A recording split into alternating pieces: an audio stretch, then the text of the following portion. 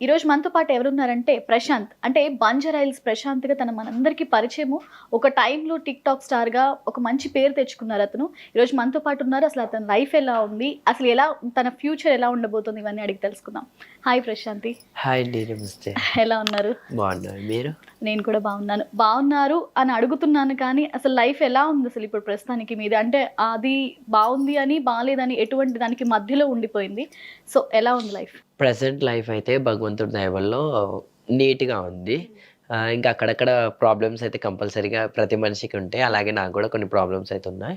ఆ ప్రాబ్లమ్స్ కూడా సాల్వ్ అయితే ఇంకా హ్యాపీగా ఉంటా. అవునా? అసలు మొన్నటి దాకా కూడా మీరు ఒక ఛానెల్‌లో అయితే చెప్తూ వచ్చారు. ఒక న్యూస్ అంటే మీ నుంచి ఒక న్యూస్ అయితే బయటికొచ్చింది. ఏంటంటే హస్బెండ్ వదిలేసారు. నేను ఇట్లా పెళ్లి చేసుకుంటే నన్ను మోసం చేశారు. మోసం చేశాడు, వదిలేసాడు. అంటే డబ్బు కోసం చేశాడు. ఇలాంటివన్నీ వచ్చాయి.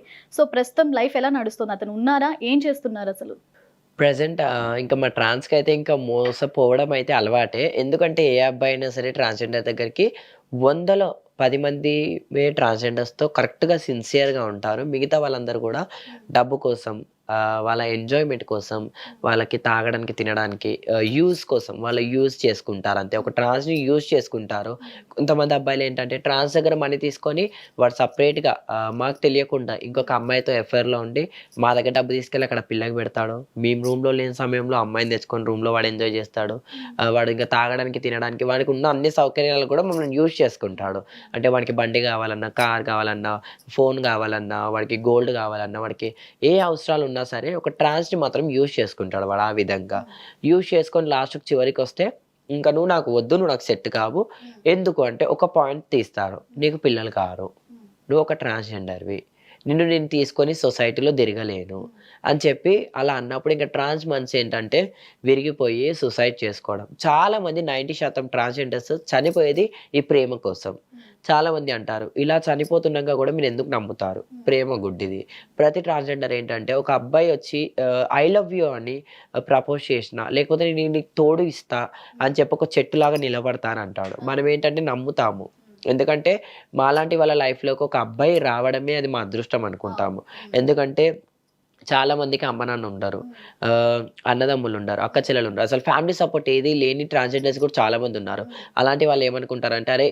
వీడిని దేవుడిలాగా పంపించిండేమో, వీడు నాతో రియల్‌గా ఉంటాడేమో అని చెప్పి నమ్ముతారు. ఇప్పుడు నేనంటే ఇప్పుడు ఫ్యామిలీతోని ఉంటున్నా. ఇప్పుడు నాకెవరు ఉన్నా లేకున్నా నా ఫ్యామిలీ ఉందని చెప్పి నేను ఒక ధైర్యంతోని బతుకుతున్నా. నాకెవరు ఉన్నా లేకున్నా మా అమ్మ నాన్న ఉన్నారు. నాకు నా ఫ్యామిలీ ఉంది. నా ఫ్యామిలీ సపోర్ట్ ఉంది అని చెప్పేసి. అట్లా అందరికీ కూడా ఉండని సమయంలో ఇలా ఒక అబ్బాయి ఎంట్రీ ఇస్తే వాడన్నా ఉంటాడేమో అని చెప్పి నమ్ముతారు. కానీ చివరికి అబ్బాయి మోసం చేస్తే ఇలా సూసైడ్ చేసుకోవడం, చనిపోవడము ఇలాంటివి జరుగుతున్నాయి. కాబట్టి అబ్బాయిలను నమ్మేటప్పుడు కొంచెం జాగ్రత్తగా నమ్మండి. వాడికి డబ్బు పెట్టొద్దు. ఎందుకంటే ఇప్పుడు ఒక అమ్మాయితో ఎఫైర్‌లో ఉంటారు. అమ్మాయి అయితే వాడికి డబ్బు పెట్టదు కదా! ఉల్టా వీళ్ళే రివర్స్ అమ్మాయికి పెడతారు.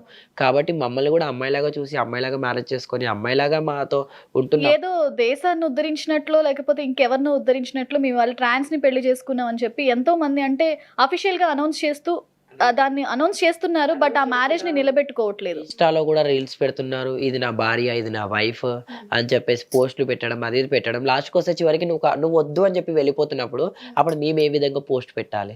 మేమప్పుడు ఏం చేయాలి? మీ ఫోటో చూయించడానికి గూడా కెమెరా ముందు మేము ఎన్నో ఆలోచిస్తాం. ఒక లైఫ్ ఎందుకు ఖరాబ్ చేయాలి అని చెప్పి, మీరు మాత్రం ఒక ట్రాన్స్ లైఫ్ ఖరాబ్ చేసి వెళ్ళిపోవచ్చు. అర్ధాంతరంగా మా లైఫ్‌ని ముగించేయొచ్చు. ప్రశాంతి, మీరు ప్రస్తుతం ఇప్పుడు అతను మీతో కలిసి ఉంటున్నారా? కలిసాము. ఏంటంటే మనం ఫస్ట్ ఆఫ్ ఆల్ సిన్సియర్‌గా ఉండి, మనం కరెక్ట్‌గా ఉన్నామనుకో వదిలేసి వెళ్ళినా సరే, ఈరోజు కాకపోయినా ఒకరోజు మన ప్రేమ గుర్తొచ్చినప్పుడు వస్తారు.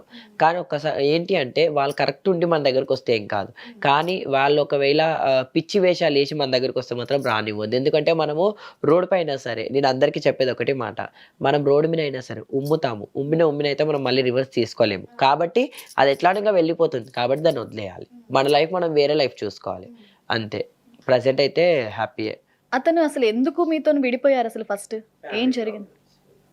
అతనికేంటి ఇష్యూ అంటే మీతో ఉండడానికి వాళ్ళ వాళ్ళ ఫ్యామిలీ ఫ్యామిలీలో ఏంటి అంటే నేనొక ట్రాన్స్. నువ్వొక ట్రాన్స్. నీకు పిల్లలు కారు. పైగా నా కొడుకుకి నువ్వు సెట్ కావు. అవన్నీ ముందే తెలీదా వాళ్ళకి? అప్పుడు గుర్తురాదు. అప్పుడు ఇవన్నీ గుర్తురాదు. పైసా పెట్టేటప్పుడు గుర్తురాదు. మనతోనున్నంత సేపు అవన్నీ గుర్తురావు. ఇంకా వాళ్ళకి వేరే సైడ్ నుంచి ఏమన్నా ఫోర్స్ వచ్చేసరికి ఇంకా వాళ్ళకేంటంటే లేదు నువ్వొద్దు. నువ్వు ఒక ట్రాన్స్జెండర్వి, ఇంకా నానా విధాలుగా ఇంకా అది మీరు పలుగా మ్యారేజ్ చేసుకునేటప్పుడు ఫ్యామిలీకి చెప్పాడా అతను ఇట్లా చేసుకుంటున్నాను అని? లేదు లేదు చెప్పకుండా చేసుకున్నారా బయట?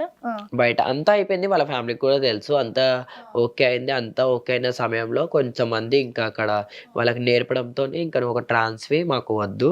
మాకు అవసరం లేదు" అదని చెప్పి ఇంకా అనడంతో ఇంకా తను కూడా గట్టిగున్నాడు కాబట్టి లేదు ట్రాన్స్ అయినా, అమ్మాయి అయినా తను నా వైఫ్ అని చెప్పేసి కొట్లాడి ఇంక ఇప్పుడైతే ప్రెజెంట్ ఇద్దరం హ్యాపీగానే ఉంటున్నాం. తను ఒక జాబ్ చేసుకుంటున్నాడు.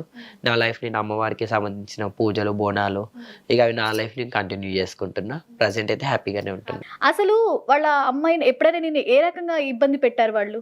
అంటే లైక్ మానసికంగా ఏమైనా హింసించడము? మానసికంగా ఏం కాదు, మాటలతో. మాటలు ఏంటంటే శారీరకంగా కాదు, మానసికంగా అంతే. హింసించారు. మాటలు ఏంటంటే ఇంకా వాళ్ళు ఎట్లుంటాయంటే దెబ్బ కొట్టకుండా మాటని చూపిస్తారు. అంతే. ఇంకా నువ్వు ట్రాన్స్, నువ్వు ఇది అట్లా ఇట్లా అని చెప్పి ఇక ట్రాన్స్‌లో కూడా ఎన్నో విధాల పేర్లు ఉంటాయి కదా! ఆవిడతోని ఇక దెప్పి పొడవడం మాటకి ముందు. నువ్వు ఇది అని చెప్పి అనడం. ఇంక ఆ మాట విని ఇంక నాది నేను కుమిలిపోవడం. ఎందుకంటే అటు కాకుండా ఇటు కాకుండా నన్ను ఎందుకు ఇట్లా పుట్టించావు? నన్ను పుట్టించి కూడా ఒక ఏదో నేను దేవుడిని మ్యారేజ్ చేసుకొని నా లైఫ్ నేను హ్యాపీగా లీడ్ చేసుకుంటున్న సమయంలో నాకు ఒక అబ్బాయిని ఎందుకు పరిచయం చేసావు? పరిచయం చేసిన వాడిని ఎందుకు ఇట్లా దూరం చేస్తున్నావు? నేను ఇది అని చెప్పి నన్ను 100 సార్లు ఎందుకు పాయింట్ ఔట్ చేపిస్తున్నావు 10 మందితోని అని చెప్పి నాది నేను లోపల కుమిలిపోయేది. మీరు చెప్తున్నారు ఇందాక నుంచి దేవుడిని పెళ్లి చేసుకున్నాను. దేవుడిని పెళ్లి చేసుకున్నాక మళ్ళీ ఒక మనిషిని పెళ్లి చేసుకోవచ్చా మీరు? నేను నా వృత్తి ధర్మంతో ఏంటి అంటే నేను అమ్మవారిని కళ్యాణం చేసుకోవాలని నాకు ఒంట్లో అమ్మవారు వచ్చినప్పుడే నేను అనుకున్నాను. అబ్బాయిని మ్యారేజ్ చేసుకోవాలని అయితే నాకు ఇంతవరకు లేకుండే. అబ్బాయిని మ్యారేజ్ చేసుకుంటాను కూడా నేను అనుకోలేదు. అది అన్‌ఎక్స్‌పెక్టెడ్‌గా అయిపోయింది. అదొక సిట్యుయేషన్‌లో అది జరిగిపోయింది అది. అంటే మీ ట్రాన్స్‌లో ఒప్పుకుంటారా? ఇట్లా అంటే మీరు అమ్మవారిని పెళ్లి ట్రాన్స్‌లో చేసుకున్నారు. అంటే నేను మాట్లాడి ఒప్పించుకోలేదు. ఎందుకంటే అబ్బాయి ఒకటే నేను సూసైడ్ చేసుకుంటా లేకపోతే ఇప్పుడు అదొక ప్రాణమే. నాదొక ప్రాణమే. ఇప్పుడు తనకేమైనా నేను సఫర్ అవ్వాలి. నాకేమైనా తను సఫర్ అవ్వాలి. కాబట్టి నేను మా పెద్దవాళ్ళతో మాట్లాడి తను కూడా వచ్చారు. తను కూడా మాట్లాడి అందరం ఒప్పించుకొని ఇప్పుడైతే ప్రెజెంట్ మంచిగానే ఉంటాను. అసలు అతను ఎలా పరిచయం నీకు? ఇన్‌స్టాలో. ఇన్‌స్టాలో పరిచయం. అంటే మీ రీల్స్ చూసి అది చూసి మెసేజ్ చేయడము. అలా ఇంకా ఇన్‌స్టాలో పరిచయం చాటింగ్ కాస్త ఇక్కడ దాకా తెచ్చింది. అవునా? అంటే అతనే నేను పెళ్లి చేసుకుంటావని ప్రపోజల్ పెట్టారు మీకు. ఆ! ప్రపోజల్ పెట్టారు. ప్రపోజల్ ఒక టార్చర్.